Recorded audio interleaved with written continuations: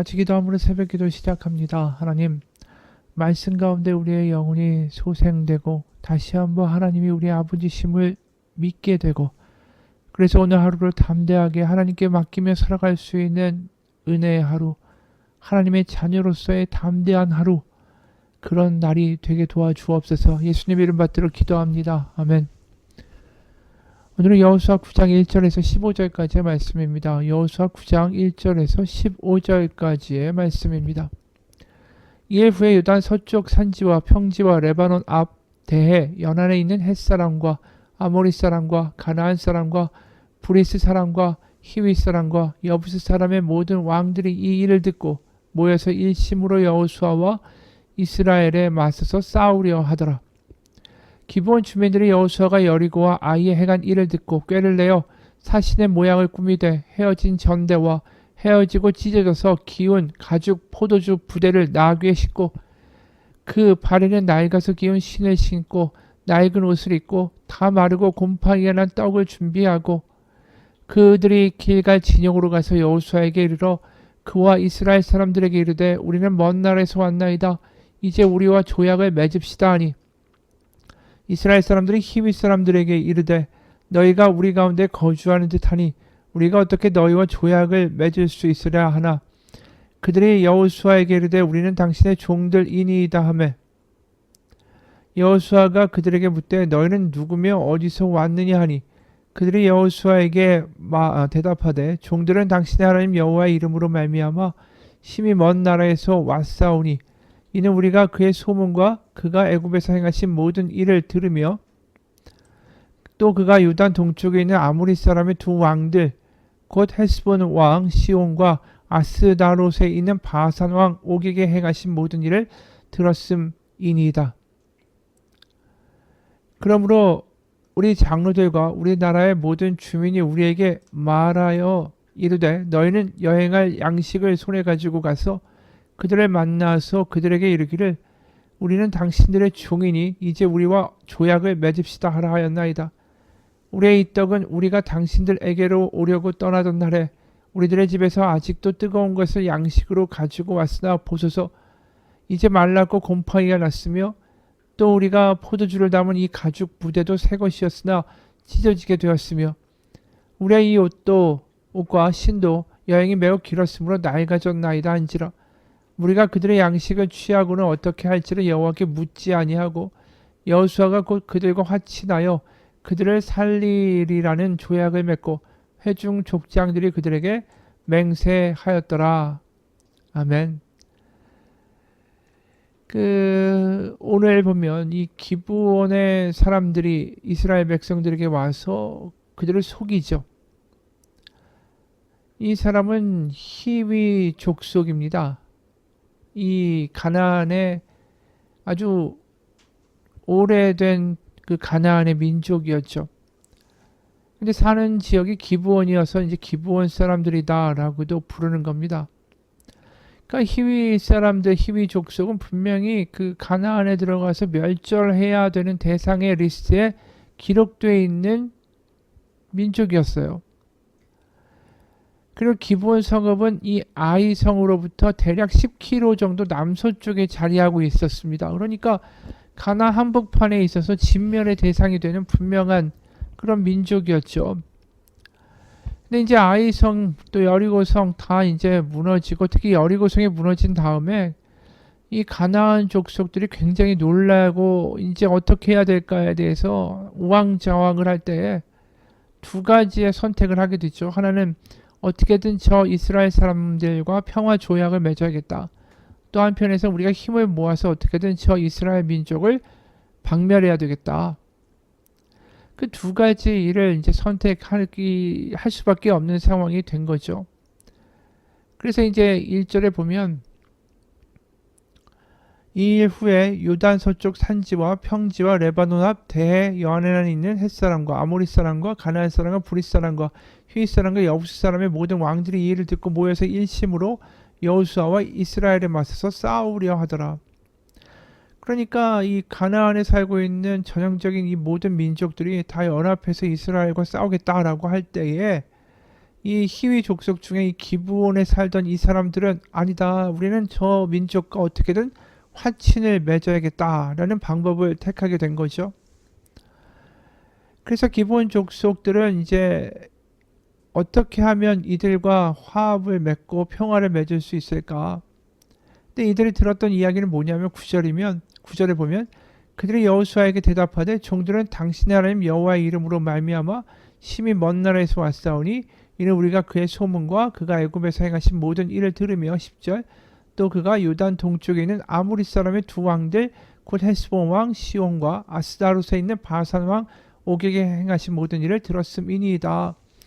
그러니까 이들이 분명히 모든 소문을 다 듣고 어떻게든 이 화친을 맺어야겠는데 중요한 건 이 이스라엘 백성들이 가나안에 살고 있는 사람들을 다 진멸하겠다라고 한 것을 알고 있는 거예요. 그러니까 먼 곳에서 왔다라고 이야기를 하고 있다라는 거죠. 그게 이들의 방책이었던 거예요. 그래서 24절에 보면 이게 오늘 본문은 아니고 내일 본문이지만 분명하게 이들이 그 사실을 알고 있었다라는 게 드러나죠. 그들의 여호수아에게 대답하여 이르되 당신의 하나님 여호와께서 그의 종 모세에게 명령하사 이 땅을 다 당신들에게 주고 이 땅의 모든 주민을 당신들 앞에서 멸하라 하신 것이 당신의 종들에게 분명히 들림으로 우리들이 들었다라는 거죠. 당신들로 이스라엘 당신들로 말미암아 우리의 목숨을 잃을까 심히 두려워하여 이같이 하였나이다. 그들이 속였던 이유를 분명하게 이야기할 때에 그 알고 있었다라는 거예요. 가나안에 있는 모든 사람들은 진멸의 대상이라는 걸. 그래서 먼저 와서 선수를 치는 거죠. 우리는 여기 사람이 아니라 먼 데서 온 사람이라고. 그래서 4절 5절에 보면 그들의 속임수가 나옵니다. 꾀를 내요. 속이려고 한 거죠. 사신의 모양을 꾸미되 아주 가까운 10km에서 온 사람들이 10km면 몇 시간도 걸리지 않잖아요. 그런데 이 지금 완전히 헤어진 전대와 4절에 헤어지고 찢어서 기운 가죽 포도주 부대를 나무에 싣고 그 발에는 낡아서 기운 신을 신고 낡은 옷을 입고 다 마르고 곰팡이에 난 떡을 준비하고 그러니까 굉장히 먼 지역에서 온 사람들로 그런 여행자들로 나그네들인 것처럼 보이도록 위장을 하죠. 그래서 헤매다가 마침내 이스라엘의 길갈에 이르게 된 사람들로 보이게 된 거예요. 그리고 조약을 맺자고 이야기합니다.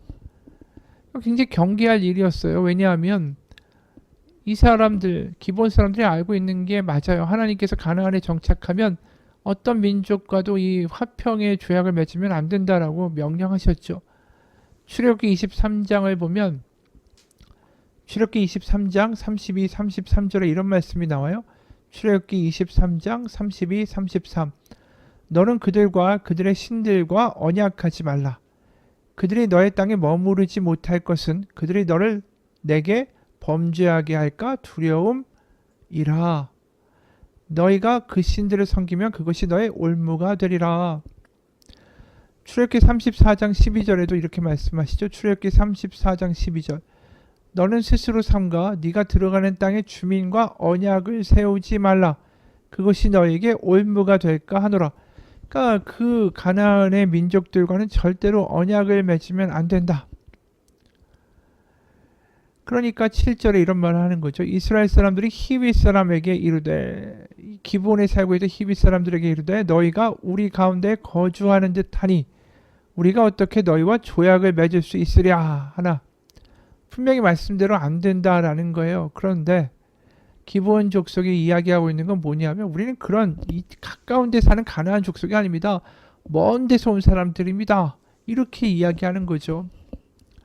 그러니까 신명기 20장에 보면은 이 약속의 땅 가나안의 경계선 아래 있는 모든 성읍들과 민족들은 다 진멸하는 대상이 됩니다.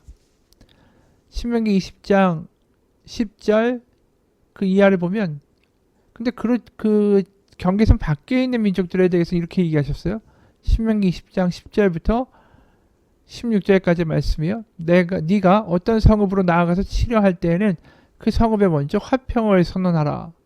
그러니까 가나안 이외의 땅에 있는 족속들에게는 화평을 이야기하라는 거예요. 15절 네가 너에게서 멀리 떠난 성읍들 곧 이 민족들에게 속하지 아니한 성읍들에게는 이같이 행하려니와 16절 오직 네 하나님 여호와께서 너에게 기업으로 주시는 이 민족들의 성읍에서는 호흡 있는 자를 하나도 살리지 말지니. 그러니까 화친을 맺고 화평을 선언하라는 것은 바로 가나안 바깥에 있는 민족들에게는 그렇게 하라는 거예요. 하지만 가나안 안에 있는 민족들의 성읍에는 호흡 있는 자를 하나도 살려두지 말라고 하신 거죠. 그러니까 이들이 거기에 걸맞게 지금 이스라엘에게 다가온 거예요. 우리 멀리 떨어진 성읍에서 왔다. 우리 미리 화평을 항복하기 위해서 왔다. 그래서 9절에 그들이 여호수아에게 대답하되 종들은 당신의 하나님 여호와의 이름으로 말미암아 심히 먼 나라에서 왔사오니. 그러면서 이런 이야기까지 더 강조하죠. 12절 우리의 이 떡은 우리가 당신들에게로 오려고 떠나던 날에 우리들의 집에서 아직도 뜨거운 것을 양식으로 가지고 왔으나 보소서 이제 말랐고 곰팡이가 났으며 또 우리가 포도주를 담은 이 가죽 부대도 새 것이었지만 찢어지게 됐으며 우리의 이 옷과 신도 여행이 매우 길었으므로 나이가 졌나이다. 이렇게 말을 한 거예요. 그러면서 굉장히 동정을 살 만한 발언을 연속으로 내뱉죠.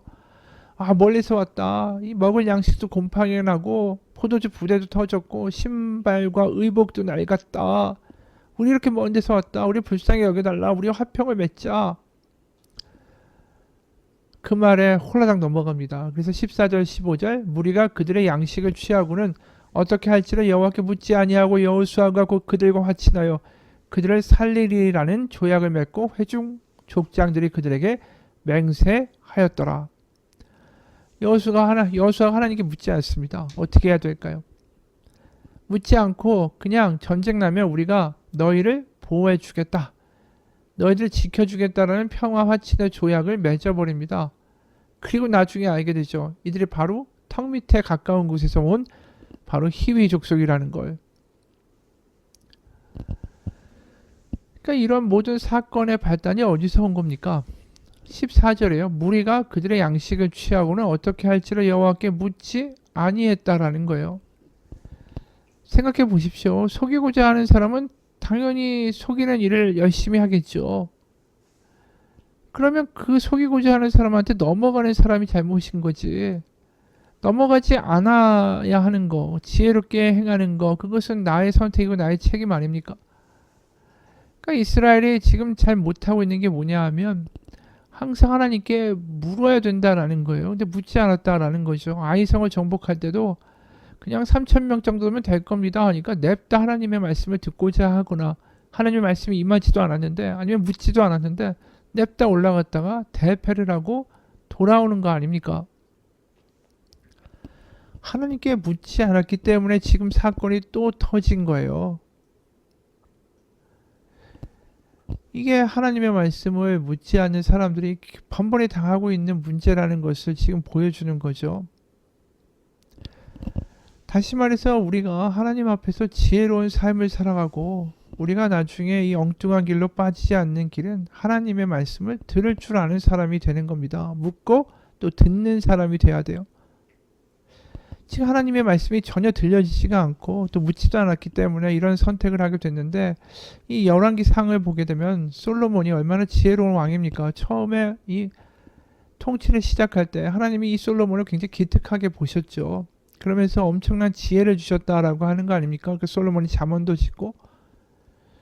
근데 그가 하나님한테 이렇게 어여쁨을 받게 된 계기가 있어요. 열왕기상 3장 7절 이하를 보면 이런 말씀이 나와요. 나의 하나님 여호와여. 열왕기상 3장 7절입니다. 주께서 종으로 종의 아버지 다윗을 대신하여 왕이 되게 하셨사오나 종은 작은 아이라 출입할 줄을 알지 못하고 주께서 택하신 백성 가운데 있나이다. 그들은 큰 백성이라 수요가 많아서 셀 수도 없고 기록할 수도 없사오니 누가 주의 이 많은 백성을 재판할 수 있사오리이까. 듣는 마음을 종에게 주사 주의 백성을 재판하여 선악을 분별하게 하옵소서. 솔로몬이 이것을 구하매 그 말씀이 주의 마음에 든지라. 그러니까 기특하셨다라는 거예요. 그리고 지혜를 주셨다고 하는데 솔로몬이 구한 것은 지혜가 아닙니다. 이렇게 말하고 있죠. 9절에 듣는 마음을 주사 선악을 분별하게 하옵소서. 그렇죠. 선악을 분별할 수 있는 거 하나님의 말씀이 들려지는 거예요. 또 하나님은 말씀하시고 그것을 들을 수 있는 마음이 될 때에 선악을 구별할 수 있다는 거죠. 오늘 여호수아도 이 선악을 구별함에 있어서 하나님의 말씀이 있고 말씀이 들려지는 마음이 됐을 때, 그럴 때 이건 옳다 아니다, 그걸 결정할 수 있는 이 때가 되는 거 아니겠습니까? 여러분, 듣는 마음이 있어야 돼요. 하나님의 말씀은 항상 우리 가운데 들려집니다. 이게 새벽 기도의 말씀이든 간에 기도할 때 뭐 듣게 되는 말씀이라든가, 아니면 성경 말씀을 읽는데 그 말씀이 나의 마음을 때린다든가, 하나님은 항상 어떠한 수단과 사람을 통하여, 설교를 통하여, 말씀 묵상을 통하여, 기도를 통하여, 여러 가지 통로를 통하여 계속해서 우리 가운데 말씀하시죠. 마치 우리가 부모님과 같이 살 때 부모님이 얼마나 잔소리를 많이 합니까? 이것저것 이야기하는데 우리가 들리지가 않으니까 결국 나중에 되게 엉뚱한 길을 선택하는 거 아닙니까? 나중에 그 말이 들렸어야 되는데 후회할 때가 많잖아요. 똑같은 거예요. 하나님의 말씀은 지금도 우리 가운데 여전히 함께하고 계시고 들려지고 있고 말씀하고 계세요. 그런데 우리가 듣는 마음이 되지 않았기 때문이죠. 그러니까 오늘 묻는다라는 말은 뭡니까? 여호수아가 묻는다라는 말은 내가 듣고 싶습니다라는 말이에요. 하나님, 저 어떻게 해야 될까요? 듣고 싶습니다. 그 간절한 듣는 마음이 됐을 때 하나님이 여호수아에게 이 백성과 조약을 맺지 말라고 분명히 말씀을 하셨겠죠. 여러분, 우리가 하나님의 말씀이 들려져야 됩니다. 우리는 들려지지 않으면 살아갈 수가 없어요. 선악을 판별할 수도 없고요. 지혜도 없고요. 들어야만 우리의 이 내일도 모르는 이 연약한 인생을 그래도 제대로 살아갈 수 있는 힘을 얻게 되는 것입니다. 야고보서 1장에 이런 말씀이 있죠. 야고보서 1장 5절 6절 보면, 너희 중에 누구든지 지혜가 부족하거든 모든 사람에게 후히 주시고 꾸짖지 아니하시는 하나님께 구하라. 그리하면 주시리라. 오직 믿음으로 구하고 조금도 의심하지 말라. 이 말씀이 뭐예요? 지혜가 부족하거든, 선악을 판별할 능력이 없다라는 것을 절실하게 느낀다면 하나님께 구하라는 거죠. 듣는 마음이 되고자 하나님께 구하며 나아갈 때 하나님은 분명히 주실 것이다.